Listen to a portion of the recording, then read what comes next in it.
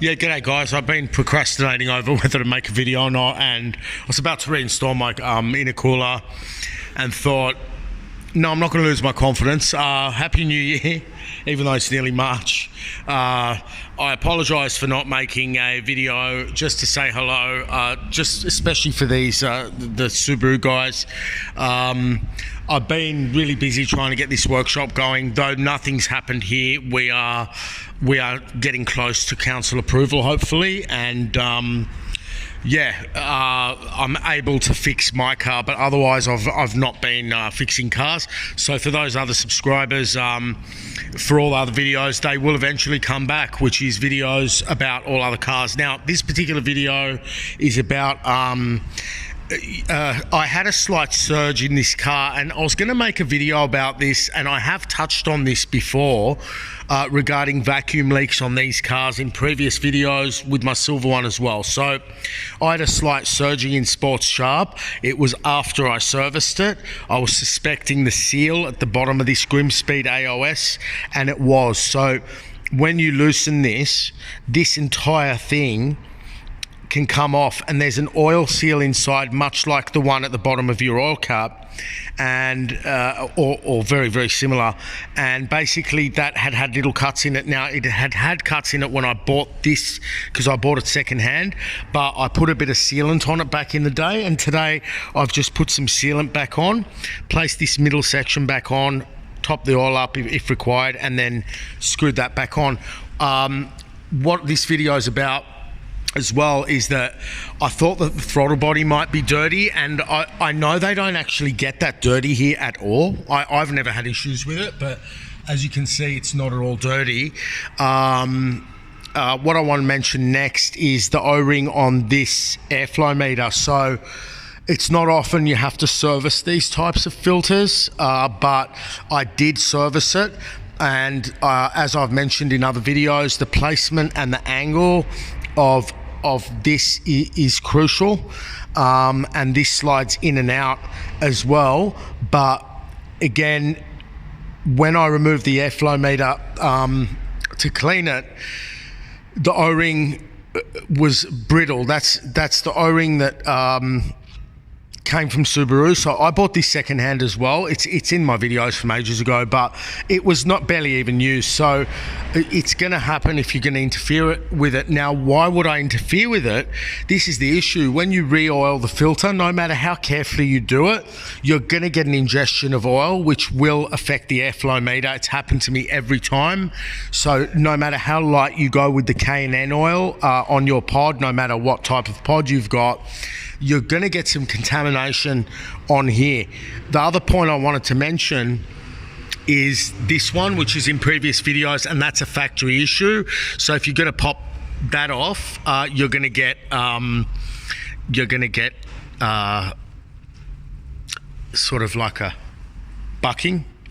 Okay, now the most important part of this, besides the AOS, because not everyone's got the AOS, but everyone's got this.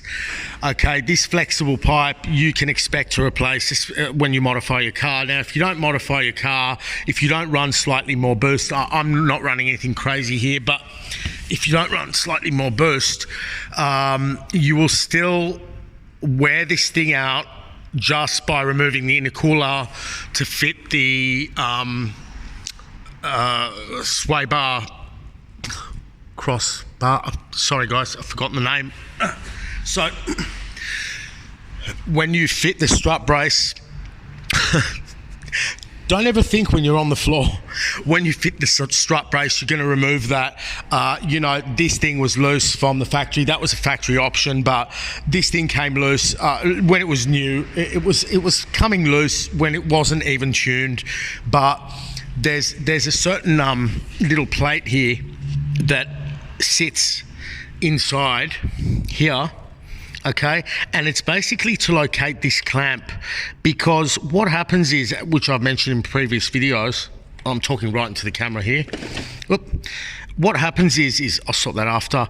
This holds the back of that to locate this, because when this is all on the car and you're trying to then do it up, you get it slipping. And as you can see, as a result of the slipping, you're going to get this. So expect to replace this hose. I'm sure there's a better one aftermarket and better clamps. This is, as I've mentioned previously, a weak spot. You can see I've got no oil issues, no blow-by issues in the intercooler as I have the AOS. But when reinstalling all of this, you do want to wipe all the oil away, particularly from this one. So this is the real problem area here. You can see it's nearly cut through. So I'm going to order one of those from Subaru. They're about, from memory, were they 50 or something dollars? I might order an aftermarket one this time, but whichever way, this is now nearing the end of its life. And bear in mind, this intercooler's only been off a couple of times. So you know what I mean? If this is going to happen to me, this is sort of a common sort of thing, particularly if you're buying a used car and you know you want to make sure everything's all right, because just a slight vacuum leak here, which is also going to transfer to be a positive crankcase ventilation leak, for example, from here, it just throws the whole car off, and you might not notice it straight away. You'll notice a bit of grey smoke here and there. You'll notice your fuel economy declining from 14.2 litres per 100 Ks to 14.8 or 15. Puffs of grey type smoke. When you floor it, you might find a lot of black soot every now and then. That could indicate that you're getting air that's not being metered by the airflow meter.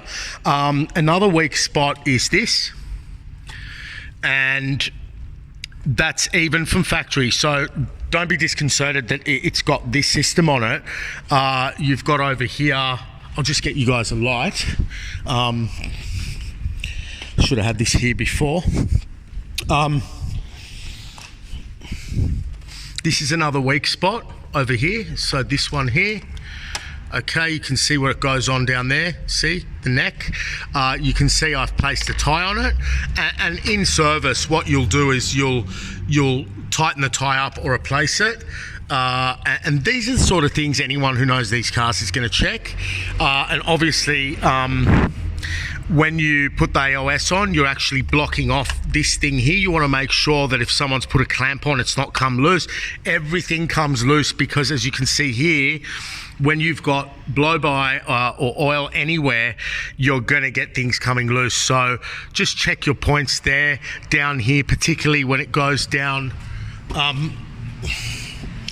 onto the turbo, which you can just see over here, down there.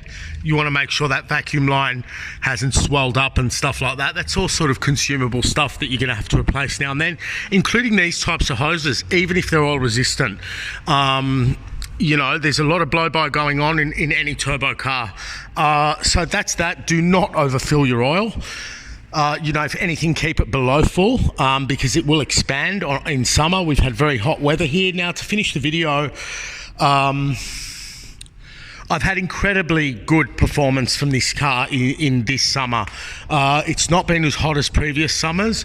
Like today in this workshop, it's 29 degrees. It's only in the morning, but we've had some 40-degree days, and it's just phenomenal. I had a mate in the car, and he's like, fuck, how well does this car go in the heat? Now, you're going to get heat soak in the intercooler on takeoff if you're sitting in traffic, but the main thing here is I will commend Subaru again on the hot weather performance of this engine. I find it's fantastic. Obviously, I've had my car tuned and I change oil every 3,000 Ks and stuff like that, but irrelevant to that, pending your fuel is good. And yeah, you're going to get some good performance out of the car. Obviously, you don't want to be flogging the hell out of it on really hot days if you've got that sort of climate. Now, to finish the video, finally, I got a bad batch of fuel from BP in Rose Bay, and it just is the same broken old record story I've had before, but I really should have made a video of what happened to this car when I filled up BP, what do they call their garbage 98. So I believe it's up to the independent stations that are tampering with their fuel. We've got very bad quality fuel in Australia, and I had to come back to this workshop and pump the fuel out of the car. I knew, not being mobile, that I'm not going to fill a full tank. So I only put 20 bucks in. Thank God the car was absolutely fucked, okay? Now, I went and put a bottle of octane booster in it that I've still got some here from when I was running the shop before. I put 3/4 of the bottle in, you know, and it cured it for whatever was left, and then I filled up the rest of fuel. I blew a tire the other day, so I had a bit of a bubble. I had a bubble on the inside of this tire, and I do not know where this happened, but all my rims are getting redone. I'll go into that in a minute, but yeah. I had a catastrophic blowout. So check your tires, guys, with these rims. The 2015 doesn't have this issue, but I had a little bubble in it, and then the other day when it was 40 degrees, it went bang like a gunshot and blew, and I pulled over, put the spare on, and I got a new tire again the other day. So and to finally finish the video, the front calipers have been resprayed. If anyone remembers that Schmick that came to repair my wheels, they oversprayed my calipers. So what they've done is they've put decals on the calipers, albeit they're a bit off-sided. They're redoing them.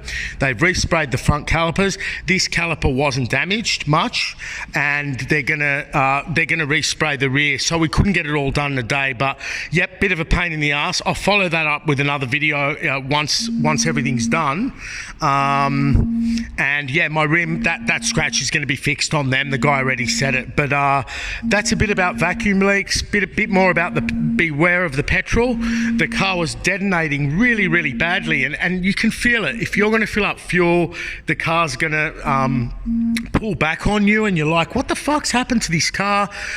Get a bottle of octane booster in it. Do not worry about whatever magnesium or whatever's in it that can harm the catalytic, because in hot weather, the bad petrol is really, really bad. Like, the car was just, I couldn't drive it. So did I go back and blast them? No.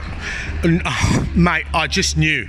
So BP Rose Bay, I had similar issues at other BP stations, but albeit it's supposed to be the same fuel as Mobil, but it's not. Anyway, bit about the fuel, bit about the vacuum leaks. Bear in mind, especially with these systems, that O-ring and that O-ring there when you're modifying your car. And of course, the most important one was this feed pipe here, this flexible orange hose as well. But I hope that helps. I'll post this video tonight. Hello from Sydney. Hope you're all well. Hey, Mark, Antonello, Sapien Budgie and Phoenix Rising. Hope you're all been well and having a good new year. See you later, guys. Bye.